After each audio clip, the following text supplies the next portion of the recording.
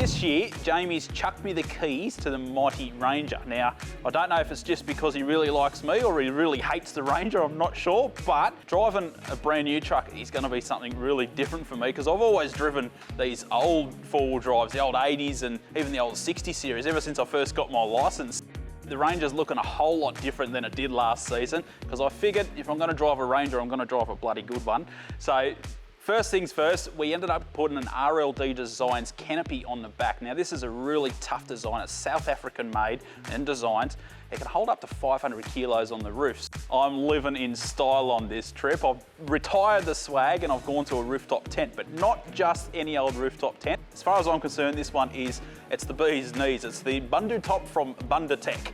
And what I love about this one is it sets up with the press of a button. So the rooftop tent's paired up with the ostrich wing, which is a 270-degree awning. So at the back of the Ranger, the whole storage setup has come up absolutely mint. The guys at RV Storage Solutions actually custom make each drawer system and each storage solution specifically to suit your particular tub. And that really does show at the end of the day when you look at the final product. Now, typically I like to normally set up everything myself, but this time around the guys at 4 Wheel Drive Zone have actually installed the whole system in the back, which leads me to a massive power system we've got installed in there as well.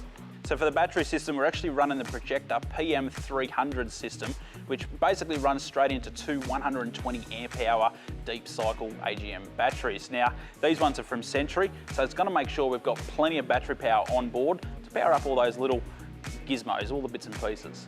Now the first thing you'll notice when you look on the outside of the Ranger is it's had a real makeover, and the first thing you'll see is the Off-Road Animal front bar. Now that's a really aggressive, really tough looking bar, and it's every bit as tough as it looks, I'll tell you that much. But it's also got a Smitty built winch inside there as well, and I can't wait to test that out. So as usual, we've got the Lightforce Genesis spotties up front, but we've also got an LED bar built into the actual front bull bar as well. So that's a pretty good combination, and if you ask me, I reckon it looks really good. In terms of suspension, it's running the Tough Dog suspension system underneath. We actually popped down to see the guys at Tough Dog HQ, got them to give it the once over. Before any big trip, I always make sure I get the car checked over by a professional mechanic and someone who specialises in 4-wheel drives in particular.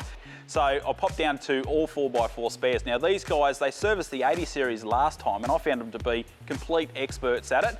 But they don't just service old vehicles, they actually service new vehicles. They know what to look for. They actually found a few things that I don't reckon even the Ford dealer would have picked up on, and that's pretty handy to know.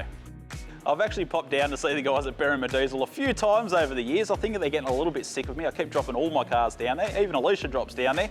But this time around, I had the Ranger and I wasn't going to take it stock standard, so I popped down there, let them go for it. They basically gave it a retune, got a fair bit more power out of it. And while they were there, they added a secondary filter, fuel filter, which is really important, especially in the Outback, to make sure you protect that fuel system. And they also added a catch can as well. So it's ready to go, it's ready for the long haul.